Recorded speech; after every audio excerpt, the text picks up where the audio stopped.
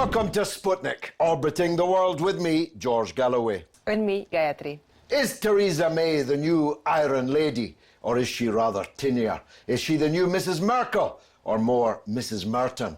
Is she left, right or centre? Is she Brexit or will she wreck it? Either way, she now owns us, and all on the strength of the votes of 199 MPs. Democracy is so overrated. To help us understand more is Dr. Peter Catterall, eminent British political historian of the University of Westminster and the Hansard Society. He's the author of, among many things, The Conservative Century, and he's working on a history of the Labour Party. And he joins us now. Dr. Peter, a lot of questions in that introduction.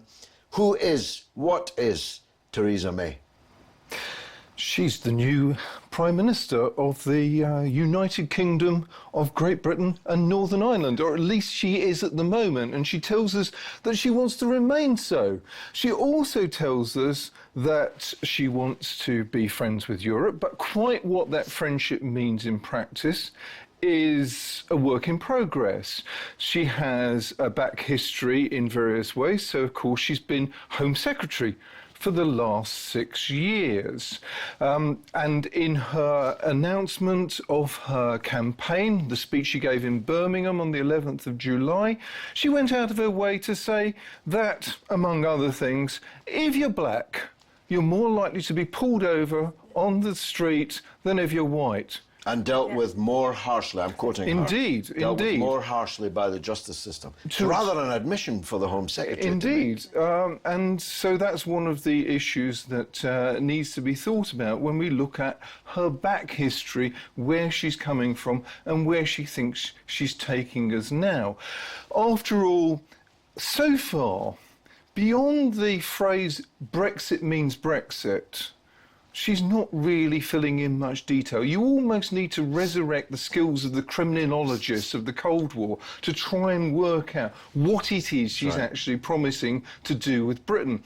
It's not only that it's unclear what the future relationship with Europe is, because on the one hand, you have to think about, well, do we stay in the single market or not?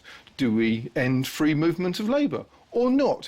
Do we continue to have some kind of military relationship with Europe, which is something Policy Exchange argued for earlier this week and may indeed become increasingly important to the European end of NATO, given the kind of noises emanating from Donald Trump, should he ever get anywhere near the White House, or not? Do you move towards having some kind of South Sea bubble scheme whereby you pursue the Trans-Pacific partnership because the TTIP agreement is probably dead in the water following Brexit? All of these are matters on which everything is up for grabs and everything is unclear. All we've got as a kind of guidance is the kinds of noises she's been making so far and the kinds of appointments she's been making to the cabinet. It is a right-wing cabinet. It is the most right-wing cabinet for many decades, isn't it? It would appear to be so. It seems that whereas Mrs Thatcher left the Conservative Party in a state of disarray, which John Major briefly papered over and then it all fell apart, Mrs May is trying to stick all that together again, and essentially I think Thatcher held it together through a combining rhetoric, a narrative of economic renewal through some kind of neoliberal scheme which, in the aftermath of the difficult decades of the 1960s and 1970s, made sense to sufficient number of people for the Tories to win elections. The problem that Mrs May has now is that she's not really an economic conservative, she's a social conservative.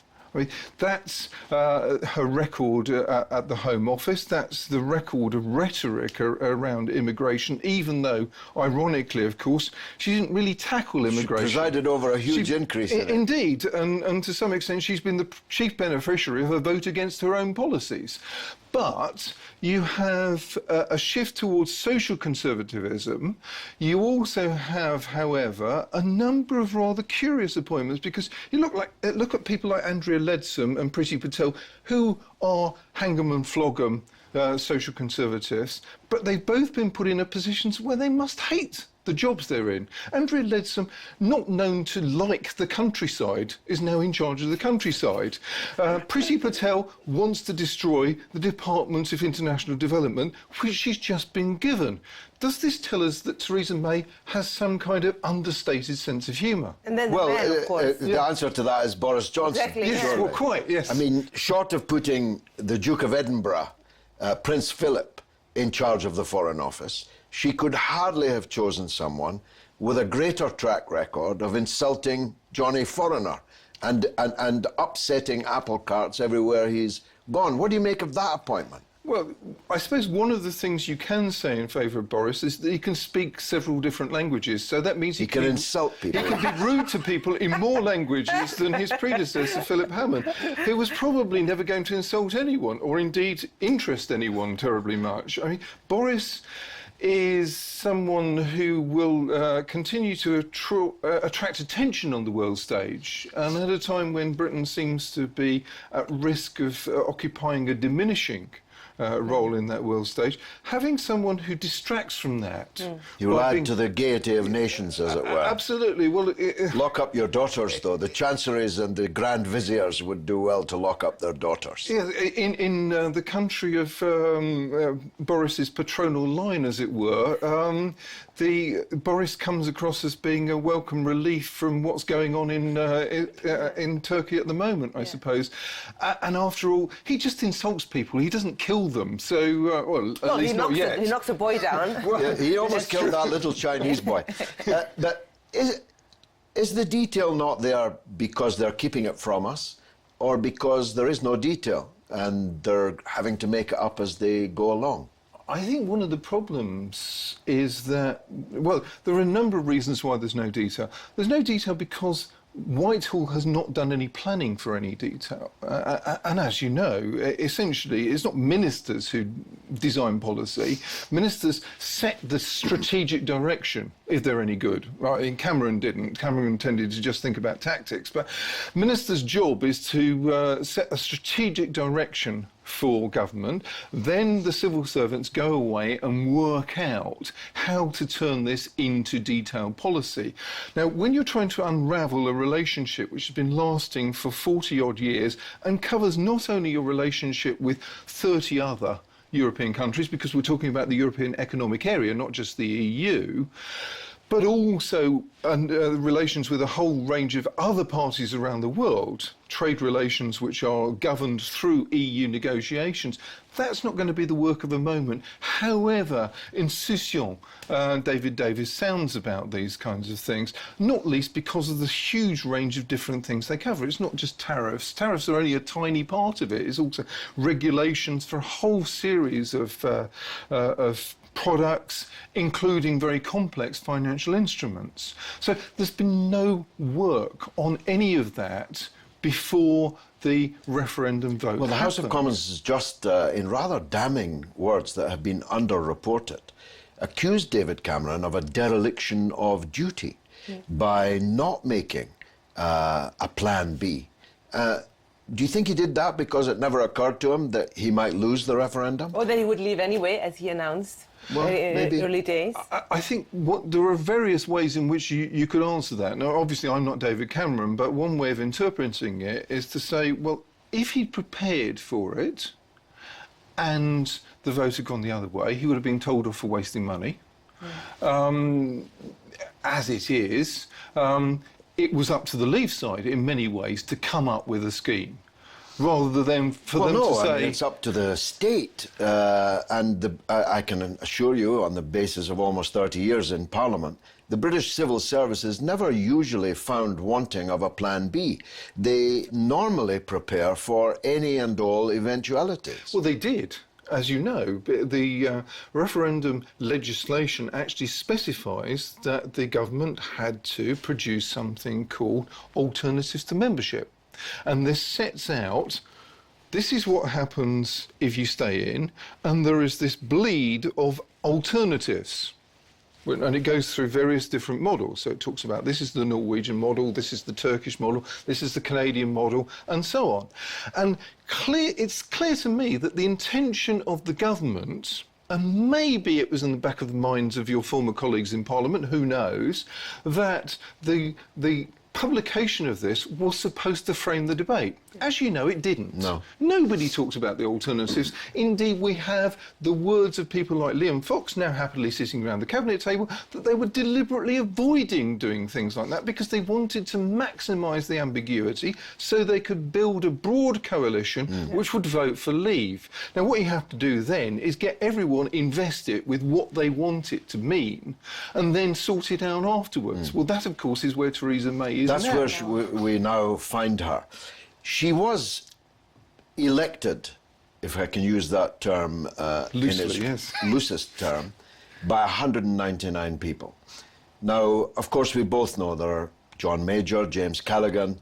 There are other precedents of people becoming Prime Minister without facing an election.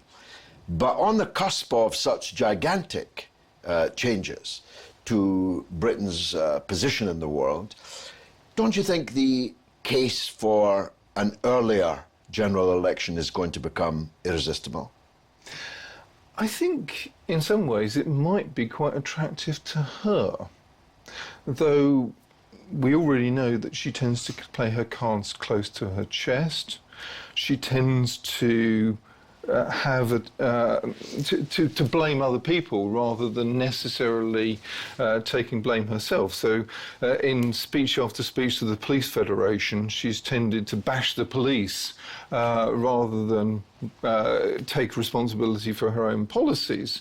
So going out of her way to take on the leadership role in a general election would be slightly out of character.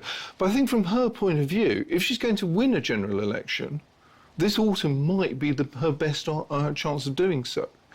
Because the Labour Party are in disarray in various ways, and they haven't come up with a narrative against what she's saying. She's come out with various nice-sounding phrases about burning injustice and so on. Well, the longer you're in power, the more you have to invest these with policy content. Yeah. And there are no quick wins for her in this. Doctor, my money is on an October general election. That's all we've got time for, but we'll have you back to discuss your new history of the Labour Party, which sounds fascinating. Thank you very much for joining us on the Sputnik. Coming up next from Ankara, still reverberating after the comic opera coup, it's Liz Cookman of The Guardian.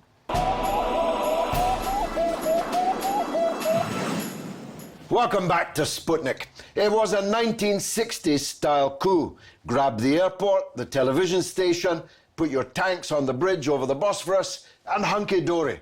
Except this is 2016, the age of FaceTime and the Twitter sphere. And the motley crew of would-be junta members underestimated the president they were seeking to overthrow. Erdogan has millions of enemies in Turkey, and little wonder. But he has millions of supporters too. Turkish democracy has even more. And so it was no contest. By breakfast time it was all over, and the plotters may now discover the ancient truth expounded by the French revolutionary Saint Just, that he who half makes a revolution digs his own grave. Joining us from the Turkish capital, Ankara, is the intrepid news correspondent Liz Cookman. Liz, first of all, congratulations on your excellent work in the front line. Tell us, first of all, what it was like to be there amidst the tumult. Thank you. It was like being in the middle of a war, basically. We had jets going overhead, explosions going off all around us. My friends were crying, people were hiding in the hallway. We had no idea what was going to happen. It was pretty bad. Did you know from the beginning it was a full-on coup? At first, there were reports that maybe a plane had been hijacked or that the Chief of General Staff had been assassinated. But fairly early on, we heard that it was a coup, although it seemed pretty unlikely to start off with. There was no sense of this coming in the few days before it. There was no noticeable increase in tension. None whatsoever.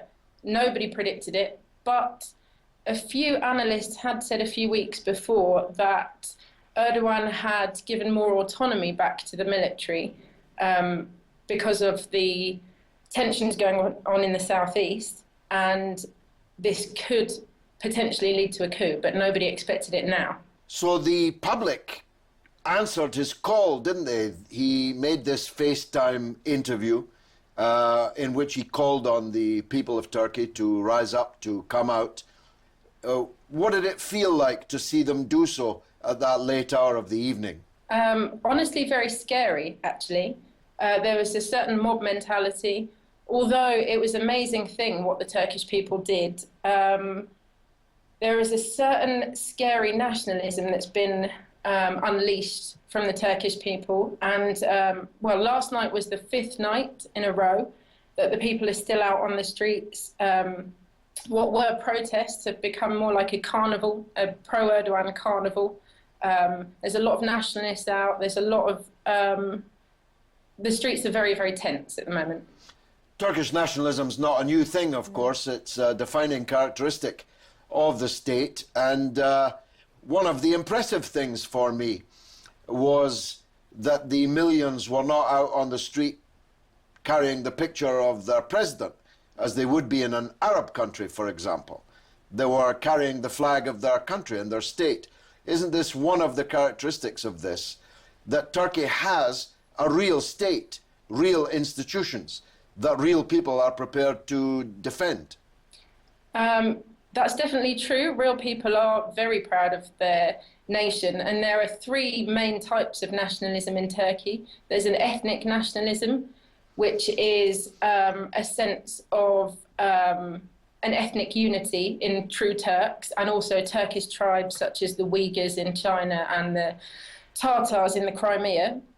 There's also an Ataturk nationalism, a Kemalism, which is based on the republic, the founder of the Turkish Republic, Ataturk, and his secular beliefs.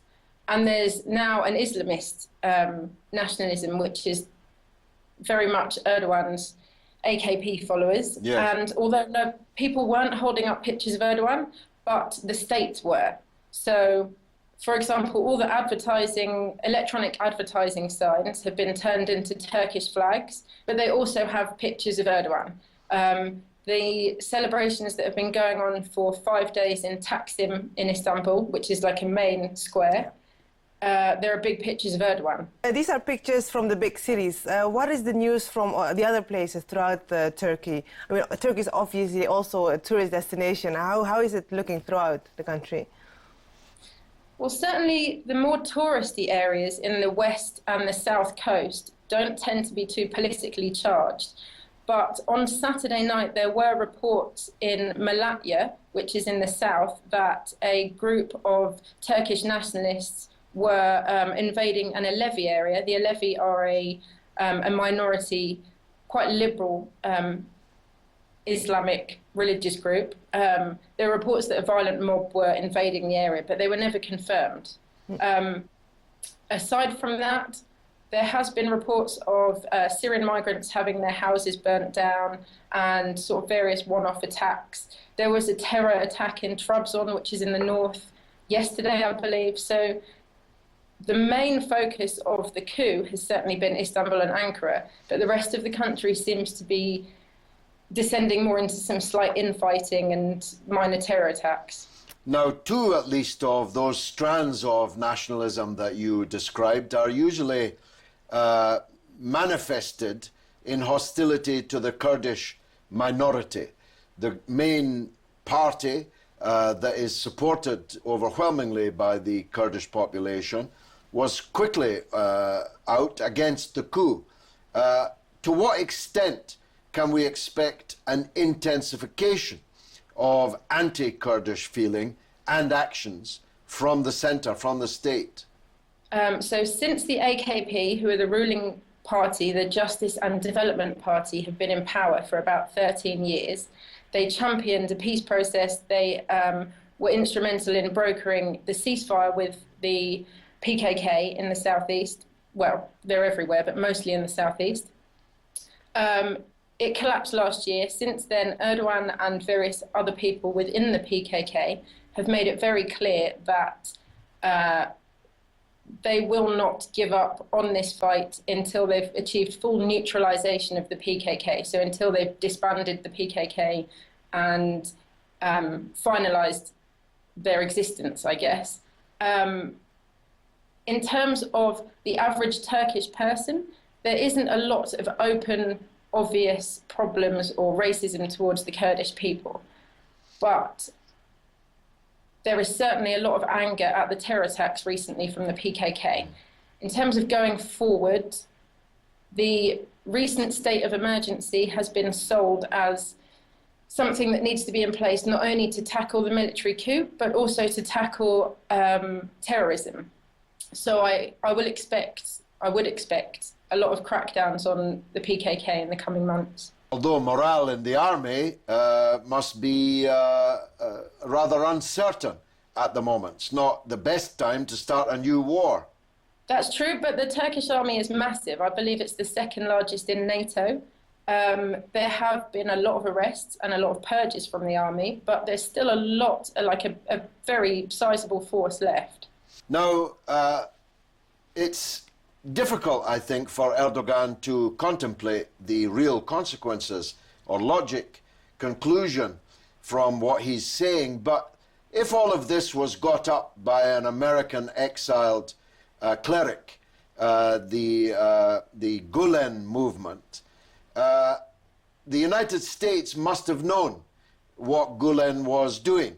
He lives in Pennsylvania. He's not very far away from the CIA. He's definitely monitored by the American state. So if he was doing all this, then Erdogan has to face the logical conclusion that the United States government knew of it, and yet they're supposed to be his friend and ally.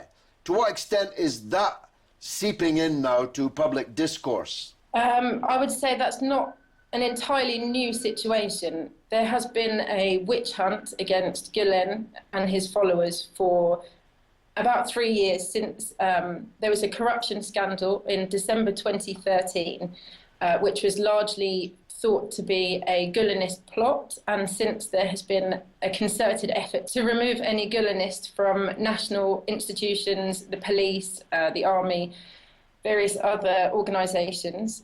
Conspiracies are very common in Turkey, and a lot of Turkish people believe the US are behind almost every single thing that goes wrong in Turkey. The Daily Sabah, which is a pro-government newspaper, a couple of days ago did a Twitter poll and asked people, yes or no, the US was involved in some way in the failed coup. And 79% of people voted yes. There is a definite belief that the US is out to get Turkey. In the light of that, Liz, is there any possibility that Erdogan might now make some significant political turns now that he knows that his American ally isn't really all that much of an ally? Why should he continue to serve US policy in the region? Well, it certainly seems that Erdogan is turning away from the EU. After warnings about the revival of the death penalty, he seems to be wanting to push through with it as something that the people want. In terms of the US, there have been threats of war with the US if they don't extradite Gülen, which I think seem very unlikely. They've already let the US back into Incirlik Air Base for so they can carry out strikes on Syria. So it's a little bit uncertain at the moment. Liz Cookman, thanks for joining us from Ankara.